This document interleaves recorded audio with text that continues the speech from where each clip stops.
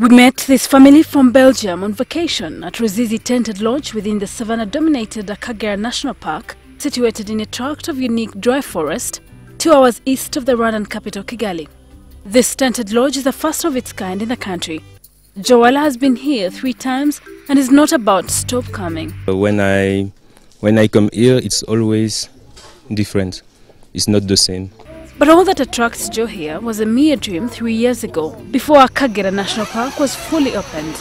Established in 1934, wildlife survived here until the genocide in 1994. After the genocide, the park suffered devastation from human activities since the authorities had fled. And it was nearly wiped out when returnees from Uganda and Tanzania settled here with their cattle. Government later gave out part of the park to the settlers and the remaining portion to private managers. Just Gruna has been running the park since 2013 under Akagera Management Company Limited, a private partnership arrangement. It supported the park with $380,000 operational-wise. We board this boat with haste to catch a glimpse of the crocodiles, hippopotamus, and over 500 birds that tourists flock here to see. But what is a park without animals? Well, we begin our journey into the hinterland to see how the conservation process is taking shape. The park sits on 11,200 hectares. Due to the early devastation of wildlife by human encroachers, the king of the jungle, the lion, was a victim. None survives here. Plans are now underway to bring in some to complete the Big Five equation.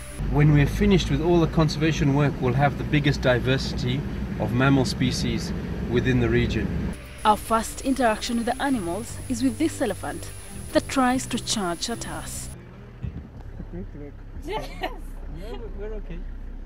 You can crush the whole car.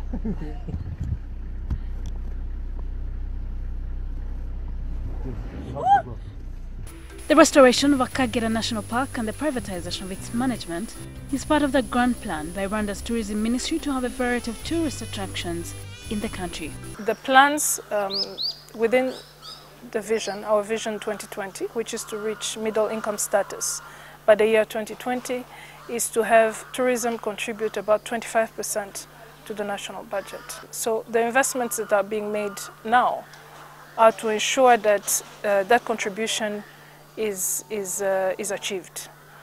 Rwanda, Uganda and Kenya recently agreed on a single tourist visa, and the dividends are showing.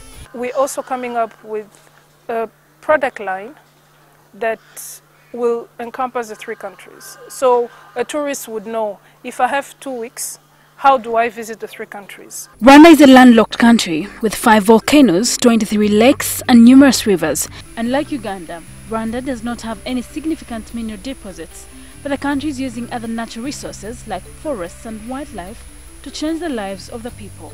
Stretching over 1,000 kilometers, Nyungwe is probably Africa's largest protected rainforest. Tourists flock it for the thickets, birdwatching and canopies. Trekkers also come here in droves during the dry season in July, but it can be very slippery in the wet season. We come from Germany. Our forests are quite different from here and we enjoyed it very much. The plants, the flowers, the trees, everything. It's great. While on this suspended bridge, you can view the top of the trees. This canopy walk was introduced 2 years ago as a new product for tourists. There are 4 of these here, giving tourists a great opportunity to view the lush greenery. This suspended bridge is 160 meters in length, and of course that causes a lot of fear in the hearts of many tourists that come in this forest. You must have such a strong heart to stand the shaking that goes on here. Shilan Wochere, NTV, Nyungwe, Rwanda.